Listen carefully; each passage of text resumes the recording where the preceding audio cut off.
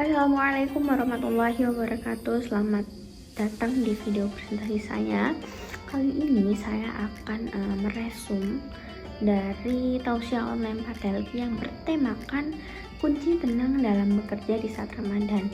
Nah, sebelumnya izinkan saya memperkenalkan diri terlebih dahulu. Perkenalkan, saya Dwi Lutfiatul Janah dengan NIM 16124101113, mahasiswa semester 2 program studi teknologi laboratorium.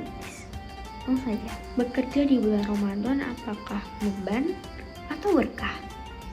Nah, pentingnya kesabaran dan pengelolaan emosi ditekankan, terutama saat menghadapi stres kerja dan puasa. Dalam situasi seperti ini, sangat penting untuk tetap tenang dan tidak terbawa emosi negatif. Nah, kita sebagai manusia itu harus punya kuncinya, yaitu kesabaran untuk menghadapi berbagai tantangan yang akan muncul nantinya. Nah, Ramadan seharusnya itu dilihat sebagai kesempatan untuk pembaruan spiritual diri kita, bukan sebagai beban. Mengadopsi pola pikir positif itu sangat dianjurkan. Dengan cara ini, kita dapat menjalani bulan suci ini dengan lebih bermakna dan penuh semangat. Dan berikut ini merupakan hal-hal yang biasa terjadi di lingkungan kesehatan maupun tenaga kesehatan dan mahasiswa yang kuliah di kesehatan. Nah, yang pertama yaitu menjaga kesabaran saat alat error antara tawakal, restart, dan tafakur. Dalam Quran Surah Al-Baqarah ayat 155 yang artinya, dan sungguh kami pasti akan mengujimu dengan sedikit ketakutan dan kelaparan, kekurangan harta, jiwa, dan buah-buahan. Sampailah, wahai Nabi Muhammad, kabar gembira kepada orang-orang sabar. Nah, permasalahan yang terjadi yaitu kerusakan alat laboratorium ketika sedang praktikum dapat menyebabkan mahasiswa kesulitan dalam menghadapi praktikum tersebut, dan mengganggu praktikum tersebut. Dalam permasalahan ini perlu mengembangkan sikap tawakal, yang berarti menyerahkan semuanya kepada Allah dan sambil berusaha memperbaiki alat yang sedang error selain sikap tawakal.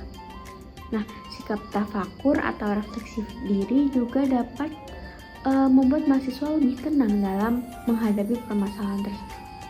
Dan cara mediasinya yaitu dengan cara tarik nafas dalam-dalam, tahan sejenak, dan ucapkan hasbunallah wa ni'mal wakil. Selanjutnya yang kedua yaitu kesucian jiwa dan kesucian alat, seperti wudhu, sterilisasi, dan meditasi hati.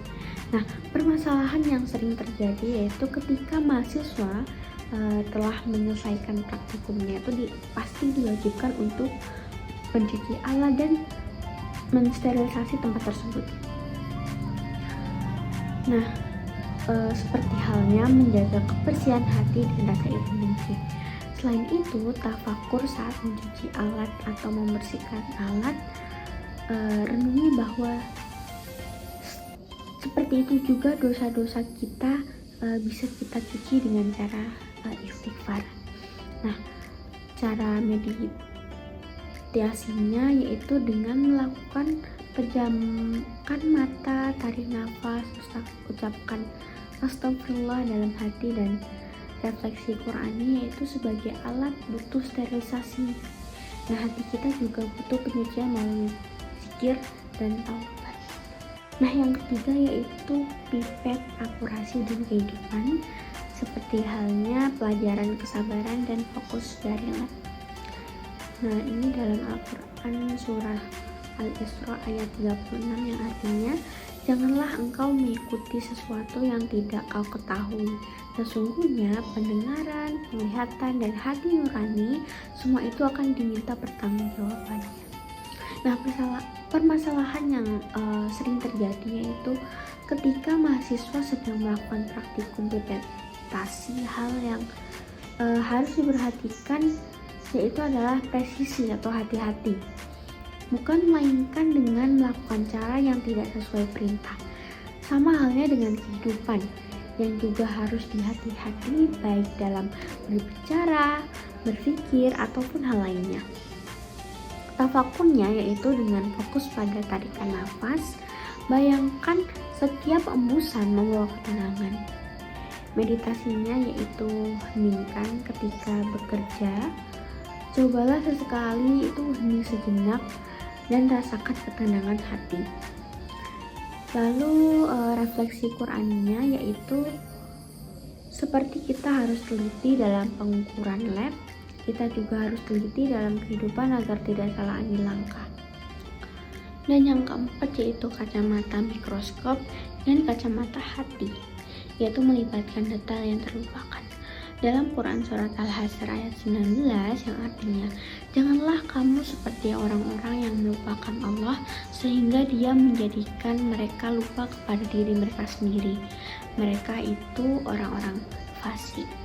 Nah, permasalahan yang sering terjadi yaitu ketika mahasiswa sedang mengamati bakteri menggunakan mikroskop, dia akan melihat mikroba. Namun ketika kita melihat diri kita sendiri, apa bisa kita melihat kekurangan diri kita sendiri? Nah, tafakurnya yaitu merenung di sela pekerjaan, introspeksi diri sendiri apakah hari ini sudah lebih baik, dan meditasinya pejamkan mata, ucapkan astagfirullah dan rasakan beban perlahan hilang. Lalu kesimpulannya yaitu jika kita bekerja di laboratorium medis sambil berpuasa, ya memang tantangannya sangat banyak sekali. Tapi dengan tafakur dan merenungi ayat-ayat Allah, hati kita bisa tetap tenang dan bahagia.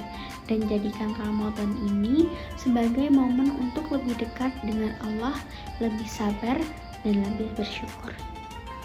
Cukup sekian yang bisa saya sampaikan. Jika ada kesalahan dan kekurangan saya mohon maaf. Wassalamualaikum warahmatullahi wabarakatuh. Terima kasih.